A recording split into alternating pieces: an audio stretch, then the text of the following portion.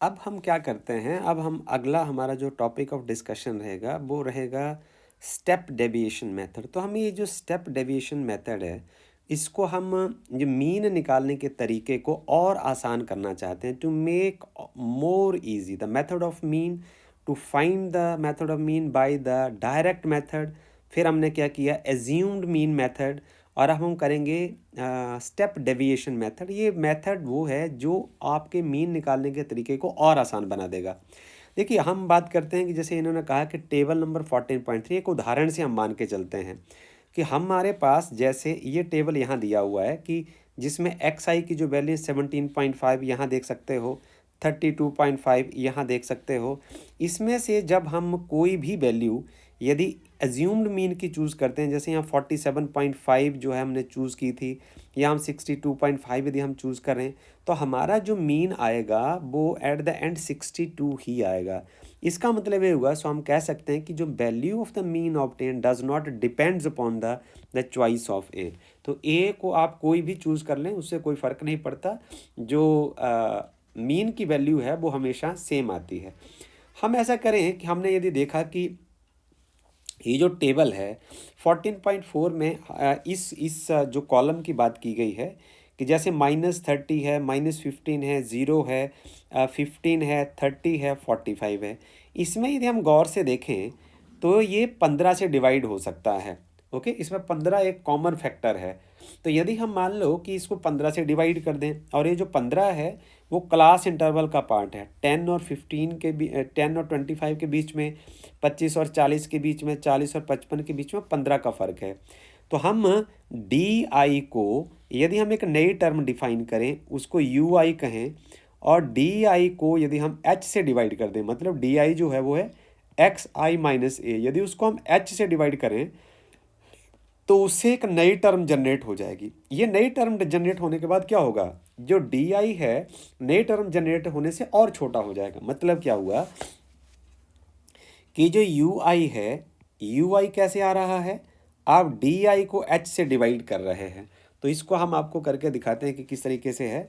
You आई जो है वो डी आई है, this is -30/15 -2 -15 upon 15 -1, 0/15 0, 15/15 1, 30/15 2, and 45/15 is equal to 3। ये जो नई टर्म आई हमारे पास यू आई, अब आप क्या करेंगे, यू आई को आप फ्रीक्वेंसी से गुणा करेंगे। आप किसी भी मेथड में ध्यान दें कि हम फ्रीक्वेंसी का कुछ नहीं कर सकते, हम फ्रीक्वेंसी को कोई फ़र्क नहीं डाल सकते। तो हम यहाँ से क्या करेंगे, F I U I calculate करेंगे। ओके, देखिए ज़रा, एफ आई यू आई को यदि हमने कैलकुलेट करना है तो ये रहा हमारे पास एफ आई और ये रहा यू आई।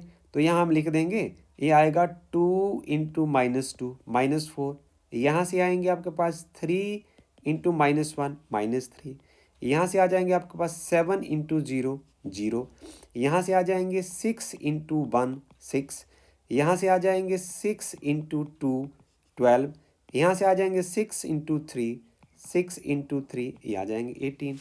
अब इसको हम क्या बोलेंगे जी, इसको बोलेंगे हम F1 U1 पहली वैल्यू को, दूसरी को बोलेंगे F2 U2, तीसरी को बोलेंगे F3 U3, चौथी को बोलेंगे F4 U4, पांचवी को बोलेंगे F5 U5, छठी को बोलेंगे F6 और U6।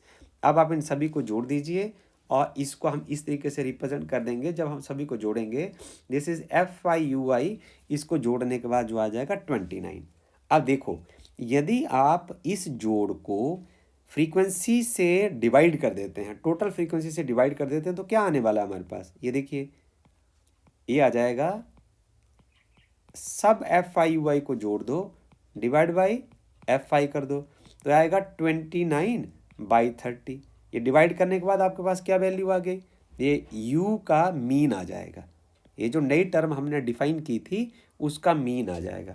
सवाल ये है कि हमने तो U का मीन निकालना नहीं है, हमें तो X का मीन निकालना है। और यदि X का मीन निकालना है तो हमने अगले स्टेप में ये देखना है कि किस तरीके से U का मीन जो है वो उससे एक्स के मीन तक पहुंचा जा सकता है। ओके, देखिए हमने डिफाइन किया कि जो यू आई है उसको निकालने का तरीका हमारे पास क्या था जी।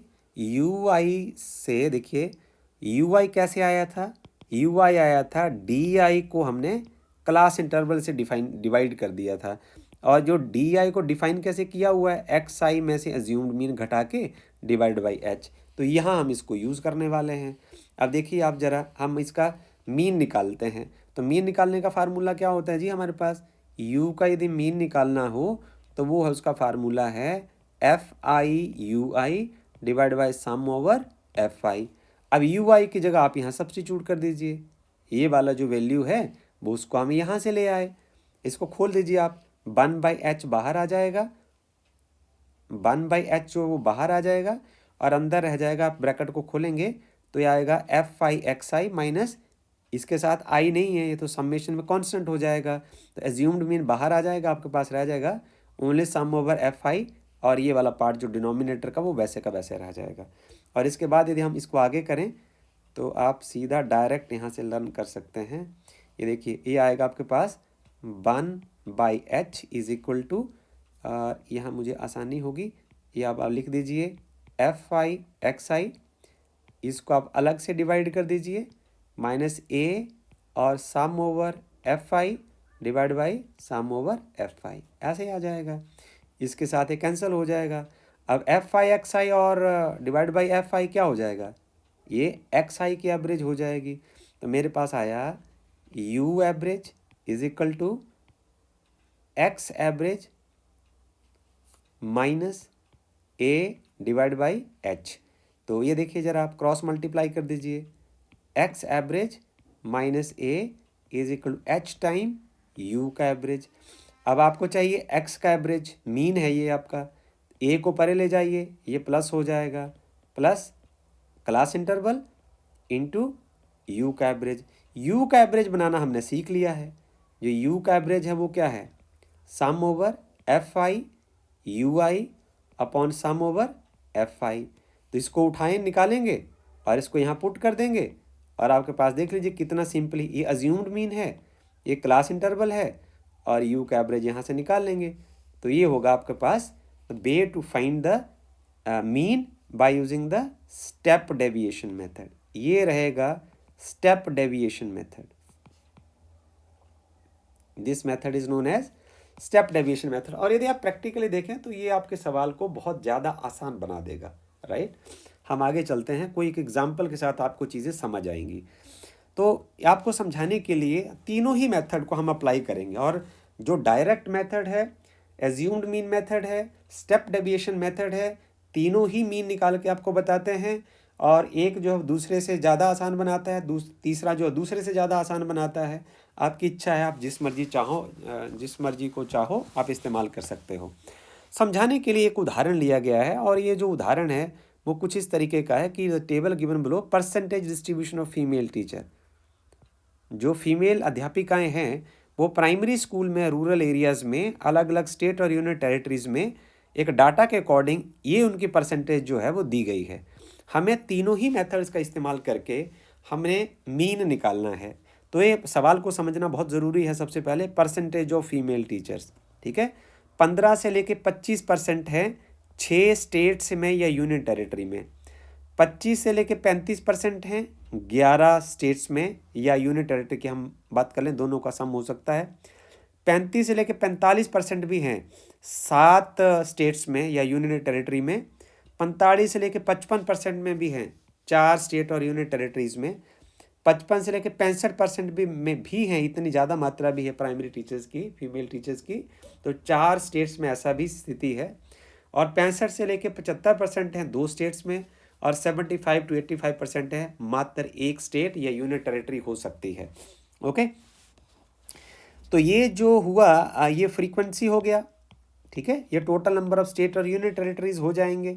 ओके, सो हम इस सवाल को अब निकालने की कोशिश करते हैं। हमसे पूछा है find the mean percentage of female teachers by all these 3 methods. तो मीन हमने निकालना है percentage of the female teachers. देखिए हम सबसे पहले क्या करते हैं, हमारे पास फर्स्ट मेथड, पहले हम इसका एक टेबल बनाते हैं। ये टेबल रहा जी, 15 से लेके 25% हैं, लगभग 6 यूटी या स्टेट्स में। 25 से 35 की फ्रीक्वेंसी 11 है। 35 से 45% है 7 में।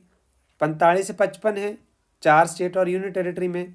55 से 65 हैं 4 में, और 65 से 75 हैं 2 में, और 75 से 85 है मात्र 1 स्टेट या यूनियन टेरिटरी में। तो अब इसमें जो एक्स आई है, जो एक्स आई क्या हो जाएगा जी? एक्स आई होगा, यदि क्लास इंटरवल हो तो जो फ्रीक्वेंसी जिस डाटा को रिप्रेजेंट करती है, जिस एक्स आई को रिप्रेजेंट करती है, वो होता है lower limit plus upper limit divided by 2। ये हमारा मेथड रहता, तो ये आ जाएगा 15 प्लस 25 बटा 2, 40 बटा 2 20 आ जाएगा। और ये आएगा 25 प्लस 35 60 हो जाएंगे बटा 2 बराबर है 30 आ जाएगा। यहाँ हम लिख ही देते हैं। यहाँ आ जाएगा 15 प्लस 25 बटा 2 इज इक्वल टू 20। यहाँ आ जाएगा 25 प्लस 35 60 बटा 2 30। 35 बटा 45 80 बाई 2 40। यह आ जाएगा 45 प्लस 55 बाई 2 100। यह आ जाएगा 50। यह आ जाएगा 55 प्लस 65 बाई 2 120 60। यह आ जाएगा 65 प्लस 75 बाई 2 70, और 75 plus 85 by 2 is equal to 80 आ जाएगा। तो अब आगे वाला मेथड बिल्कुल आसान बनता है। आपको एक्स आई का ज्ञान हो गया, और आपको यहाँ देखिए फ्रीक्वेंसी का नॉलेज हो गया। तो आपको क्या निकालना है? अब हमारा फर्स्ट मेथड है, फर्स्ट मेथड जो हमारा डायरेक्ट मेथड है, उसमें यदि आपने मीन निकालना है तो वो होगा सम ओवर जितने भी अब एफ आई एक्स आई हैं उनको आप टोटल फ्रीक्वेंसी के साथ आप डिवाइड कर दीजिए।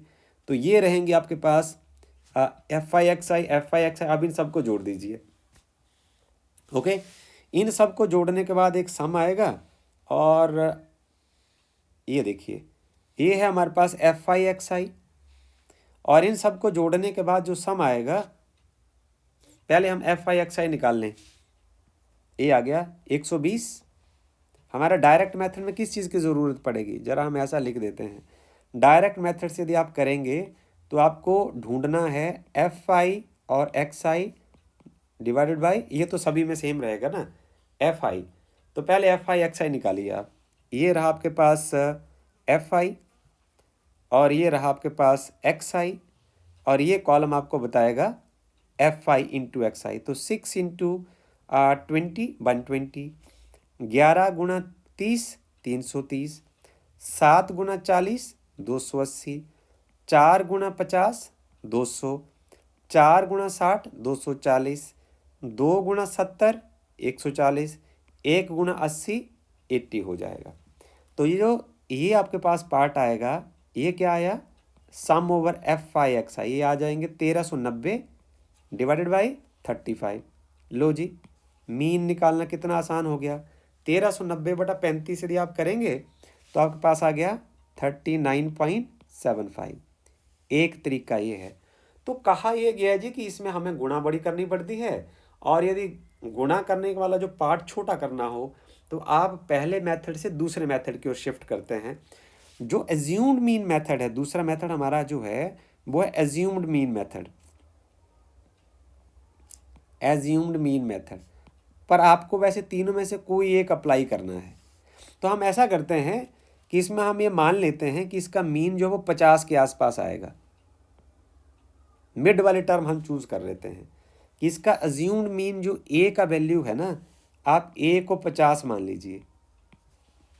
अब आप नई टर्म डिफाइन करिए, तो जो आपके पास डी आई आएगी वो आएगी एक्स आई माइनस 50। ये फार्मूला लगा दीजिए। अब आप यहाँ से एक्स आई में से 50 घटा दीजिए, यहाँ -30 आएंगे, -20 आएंगे, -10 आएंगे, 0 आएगा, 10 20 और 30 आएंगे। फिर इसमें हम क्या करते हैं, ये हमारे पास जो मीन निकलता है ना वो आता है एज्यूम्ड मीन प्लस ये जो आपके पास डी का जो मीन आएगा। तो ये आपके पास आ जाएगा ये आ जाएगा A plus sum over F I D I upon sum over F I. तो अब आपको एफ आई डी आई निकालना है। तो डी आई आपके पास आ गया, फ्रीक्वेंसी आपके पास ये है, आप देख लीजिए आ जाएगा -180 और दूसरा 11 और -20 -220 7 और -10 -70 4 इंटू 0 0 4 इंटू 10 40 2 इंटू 20 40 1 इंटू 30 ये आपके पास 30 आ जाएगा। अब यदि आपने इनको जोड़ा, आपने यदि इन टर्म्स को जोड़ा, इसको इसको इसको इसको इसको इसको इन सभी का यदि सम किया तो ये क्या आएगा, इस सम का क्या नाम होगा, ये सम है सम ओवर FI/DI का जोड़ आ गया माइनस के 360। ओके, अब फार्मूला सिंपल सा फार्मूला अपना लगा देना है। यहाँ से यदि आपने एवरेज निकालनी है तो आपको जस्ट ये करना है कि ये आ जाएगा आपके पास x average is equal to assumed mean plus sum over FI/DI divide by sum over FI। अब आप यहाँ आपके पास एज्यूम्ड मीन है 50 प्लस ये आ जाएगा -360/35। ये देख लीजिए, अब 50 में जब आपने इस पार्ट को जोड़ा तो आपका आंसर फिर दोबारा, ये देखो दोनों आंसर मैच कर गए, डायरेक्ट मेथड का और एज्यूम्ड मीन मेथड का। अब हमारे पास एक तीसरा तरीका भी है, उसमें ये कहा गया कि हम इस सवाल को और ज़्यादा आसान बना देंगे। तो उसके लिए हम क्या करते हैं, हम एक UI टर्म डिफाइन करते हैं। UI टर्म डिफाइन करने में क्या होता है कि ये जो DI होता है ना, इसको आप क्लास इंटरवल से डिवाइड कर देते हैं H से। तो यहाँ हम देखिए क्या करते हैं ज़रा, यहाँ देखिए UI जो आएगा वो आएगा UI is equal to DI को आप H से डिवाइड कर देंगे तो आप ये देखेंगे कि गुणा और छोटा हो जाएगा। तो जब आपने 10 से डिवाइड किया तो यहाँ से आपके पास आया -3, यहाँ से -2, यहाँ से -1, यहाँ से 0, यहाँ से 1, यहाँ से 2, यहाँ से 3। फिर हमने क्या किया, FI/UI वाला कॉलम डिवाइड किया, है ना। तो यहाँ से बन जाएंगे आपके पास FI तो हर जगह कंट्रीब्यूट करेगा, -6 into -3 -18, 11 is to -2 -22, 7 into -1 -7, 4 into 0 0, 4 into 1 4, 2 into 2 4, 1 is to 3 3 आ जाएगा। तो ये वाला पार्ट आगे क्या आ जाएगा, ये जो जोड़ है वो किस चीज़ का है, this is the sum of FI/UI। अब इसके साथ यदि हम फ्रीक्वेंसी को डिवाइड करते हैं तो इससे क्या आएगा, U एवरेज। ओके, तो बस यहाँ हमने इतना अप्लाई करना है। तो हम जानते हैं कि हमारे स्टेप डेविएशन मेथड में मीन कैसे निकलता है, ये assumed mean plus H into U का जो मीन है, तो U का मीन कैसे निकलेगा, इस तरीके से निकल जाएगा FI/UI अपॉन FI। तो इसको आप भर दीजिए, एज्यूम्ड मीन आपके पास 50 है, जो FI/UI जो उसका सम आया -36, सारी फ्रीक्वेंसीज जो 35 हैं, क्लास इंटरवल 10 है। आप देखेंगे आंसर दोबारा फिर से आपका 39.71 आ गया। तो कंक्लूजन इससे ये निकलता है कि आप ज़रूरत देखें आप किस में आपकी एक्सपर्टीज़ है। तो आप डायरेक्ट मेथड इस्तेमाल कर सकते हैं, एज्यूम्ड मीन मेथड आप इस्तेमाल कर सकते हैं, स्टेप डेविएशन मेथड आप इसमें इस्तेमाल कर सकते हैं, पर सभी में आंसर जो है वो बराबर ही आएगा। तो हम ये कह सकते हैं कि mean percentage of the female teachers in the primary schools of the rural area is 39.71। तो इसके कुछ रिमार्क्स हैं जो NCERT ने आपके साथ डिस्कस करने की कोशिश की है। Result obtain bye all 3 method is same, हमने ये देखा है। And so the choice of the method used depends upon the numerical value of XI and FI। यदि XI और FI जो है छोटे छोटे हैं, आपको गुणा करने में कोई दिक्कत नहीं है, आप डायरेक्ट मेथड का इस्तेमाल करके सवाल को जल्दी से हल करें। यदि आपको लगता है कि XI और FI जो न्यूमेरिकली लार्ज नंबर हैं तो आप एज्यूम्ड मीन मेथड का इस्तेमाल कर लो, ठीक है, या स्टेप डेविएशन मेथड का इस्तेमाल कर लो, आपके ऊपर डिपेंड करता है। If class size are unequal, यदि अनइक्वल क्लास साइज हैं और XI are large numerically, so we can still apply the step deviation method by taking H to be a suitable divisor of DIs। तो यदि class interval अलग अलग भी है तब भी आप DI के एक सूटेबल वैल्यू लेके स्टेप डेविएशन मेथड का इस्तेमाल कर सकते हैं। So it will be so enjoyable for you to do it। So with that I am going to close this video. Thank you.